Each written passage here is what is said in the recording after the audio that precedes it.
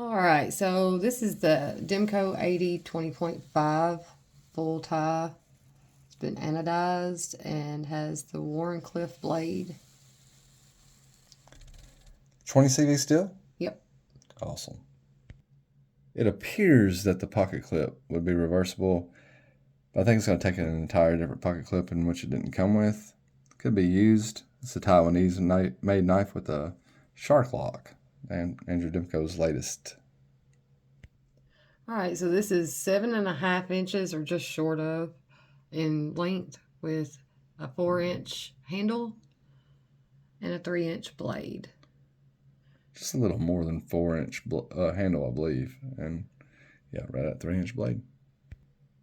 So here in this family portrait, you have the AD10 and the AD15. And you can see that the AD20.5 is the smaller brother. But that's all Demko family portraits. All have different locks. And here we have the AD20.5 compared to the Spyderco Manix 2 lightweight and the PM2. And here you will see the AD20.5 sandwiched between two other Warncliffe sheep's footy type of knives. I don't know what you call these blades really, but it's a Roxy 3 on the bottom and the Vosteed Mayhem or the RS Chaos.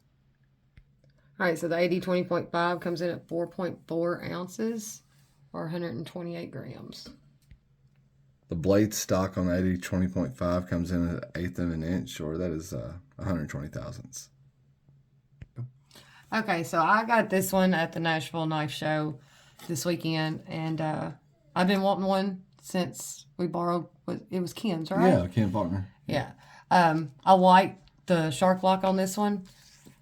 I picked this one up from the same person Billy got his Strider from. That's Terry Veraldo. And pause that, get his information. He's got all kinds of knives, really good deals. He does well, I don't know if I want to advertise he does trading. That's none of my business. He may trade you some stuff if you've got some stuff he wants. But the texture on this titanium, this finish. Yeah, it feels really, really powdery, but like satisfying. Yeah, it reminds me of Satu Dave's custom scales that he was doing for the Satus. He was sending us those loaner knives, and it had this nice. Can you hear that? Like, I would imagine that some people wouldn't be able to handle that at all. Right. Yeah. Like, I like it though. Like I do. I like it. It's Yeah, and the laser etching was, we were told, was done by Andrew Demko himself. Yeah. Not sure sure of the we don't know. Verification of that. I mean, this is a 20.5. It is not a custom. It's made in Taiwan, but that is the information that we got. It didn't come in one of those big old pretty boxes with all the other stuff in it. No, it didn't. It's got to be like somewhere in between the. I don't know much about the Demko brand, but like I know like the Demko custom stuff is totally separate than the Demko production stuff, and then why did we have Andrew Demko touching a production knife? I don't know. But that is what we were told. What I can tell you, man, is that personally, I like the feel of the knife. It's the shark lock isn't one of my favorite locking mechanisms, but it does remind me quite a bit of the Mayhem with the Engage lock. And I know that Demko come out with the shark lock first. Yeah. Demko still come out with the Engage, but it operates very similarly. Like you pull back this piece on the spine and the blade drops, so it actuates the locking mechanism. And one thing I noticed about it yesterday, and like I know not everybody will like this, but you can just sling it open. Like it doesn't have Oh yeah. So like if I needed it open quickly for something, one-handed, like I can literally just sling my wrist and this one pops out. Yeah. So I kind of like that because none of my other knives can't have the ability to do that. Not if they're functioning properly. Right.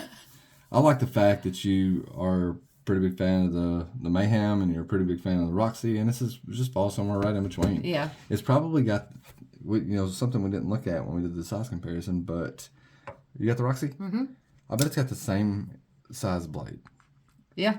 Yeah, Pretty much. so the Roxy has the same size of blade. It's the Roxy seems to be a little taller of a blade, but yeah, the length and all's the same. Yeah, the geometry will be different. It's more of a flatter grind for further up. It's probably a 3/4 grind, and this is probably close to a full. Yeah. I mean, it may be a full, just as that mill fuller. But yeah, the 20. I don't know, man. The shark lock's not my favorite mechanism. And it's mainly just because it gets in your way of your thumb, right? Whenever you're holding it. Yeah. For the jimping. Like, that's exactly where my thumb wants to land. And if I choke up, then it's right here. Yeah. On Alan's 20 that he loaned us, it wasn't that bad. It wasn't like that. I can't explain that either. But it's probably just the length of the handle at proportion. Don't get me wrong. If I had to use this knife, I find it's fine. Yeah. It's just not. It's not something I'd prefer to grab up myself. But it's not my knife, so I don't have to worry about that. And like me, I'm okay right there. Like it doesn't bother me all that bad if I'm holding it. And if I go up on the jimping, like my thumb doesn't touch it at all. Okay. So. Yeah, we just hold them different. Yeah. Which is kind of like when you're like, it don't hurt me that, don't bother me that bad. Right. The thumb's going right down on top of it, but yeah, no, like that would drive me crazy. I think it's the curve of my thumb, like it kind of curves with that part right there instead of meshing right down on it. Okay, I gotcha. Well, maybe when you put it to use and you have to start actually holding the knife, to use it, not just handle it, you can report back to us on how that stuff works out. But overall, I'm happy because I've been wanting one of these. Yeah, so I'm proud for you. So Courtney worked out a trade for that too. So great, man. Anything you want to add? No, I'm ready to carry it. Ready to carry it? Get some use. All right. Yeah, and I got all my breaks coming up, so I'll actually be able to carry some stuff. I like the concept. That's I am more of a. I don't know. I am more of a 80-10, 80-15 type of guy. Like, give me a triad or scorpion or something like that. I'm totally cool with it. At the same time, I do like the engage. I keep on calling it the engage lock because it's the first knife that I saw it on, but it's called the Atlas lock. So sorry about that.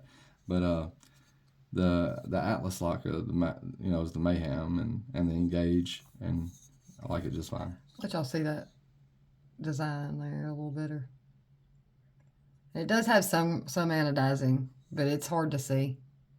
Yeah, it's got like an old 80s Nintendo type of pattern going on with it. I'm not sure what that is, but it looks pretty cool, but it reminds me of that. What was that game, that I'm thinking about? It has all the little blocks you got to jump up on. Yeah, the blocks. Was it Yoshi? Cubert. Was it Cubert? Maybe Cubert. It kind of reminds me of Cubert, maybe. All right. Well, that's all I've got. Yeah, I'm just excited to have it. So. Okay, cool. Well, we'll look forward to you reporting back after some good use. All right. I'll catch you on the flip side.